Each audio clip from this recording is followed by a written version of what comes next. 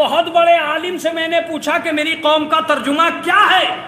سنیے، ہو سکتا ہے کہ میں اپنی بات میں سچ ہوں اور نہ بھی سچ ہوں. میں نے بہت بڑے عالم سے پوچھا کہ میری قوم کا سب سے بڑا مسئلہ کیا ہے. انہوں نے کہا کہ سب سے بڑا مسئلہ ہے بریانی، جو قوم کی سب سے بڑی پریشانی ہے.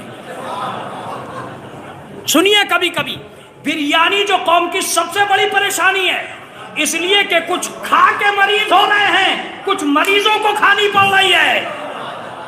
اللہ اکبر، اللہ اکبر، اللہ اکبر. کچھ کھا کے مریض ہو رہے ہیں، کچھ مریضوں کو کھانی پڑ رہی ہے. آپ کو پتہ ہی نہیں چلا کہ آپ نے اپنی انرجی کس چیز پہ صرفہ کر دی. جب کھانا سامنے آیا تو یہ اندازہ بھی نہ کر سکے کہ ہم خوشی کا کھلا رہے ہیں کہ غم کا کھلا رہے ہیں. ظاہر سی بات ہے، جب عزاداری میں لال کپڑے نہیں چلتے تو 40ویں میں بریانی کیوں چل رہی ہے؟ صلوات بھیجے محمد و آل محمد. سوچنا پڑے گا کہ بریانی کتنی بڑی پریشانی بنتی جا رہی.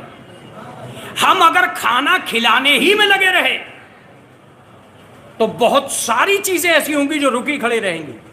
بہت سے امام باڑے جس میں 1.5 لاکھ کا کھانا ہو رہا تھا، اس پہ چھت نہیں تھی. 1 لاکھ کا لینٹر ڈلتا کل. یہ کیوں نہیں ڈل پا رہا بھائی؟ جب 40 مرتبہ اس میں 40 کھانے 1.5 لاکھ کے ہو گئے تو اس پہ چھت کیوں نہیں پڑی؟ اس لیے کہ جتنی انرجی تھی وہ بریانی میں جا لگی.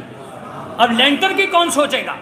اگر ہم نے یہ بریانی روک دی تو میرا دعویٰ ہے کہ امام باڑے کم پڑ جائیں گے، اتنے پیسے آئیں گے. یہی تو وجہ ہے کہ اللہ نے کبھی نہیں کہا کہ تم زکوٰۃ لینے جاؤ، یہی کہا زکوٰۃ دینے جاؤ. یہ کبھی نہیں کہا کہ خیرات لینے جاؤ، یہ کہا خیرات دینے جاؤ. یہ کبھی نہیں کہا کہ تم مانگو، یہ کہا کہ تم دو. کیوں؟ اس لیے کہ اللہ یہ نہیں چاہتا کہ غریب کو ٹھیس لگ جائے. اللہ تمہاری دولت کو یہ حکم دیتا ہے کہ جاؤ اور تلاش کرو.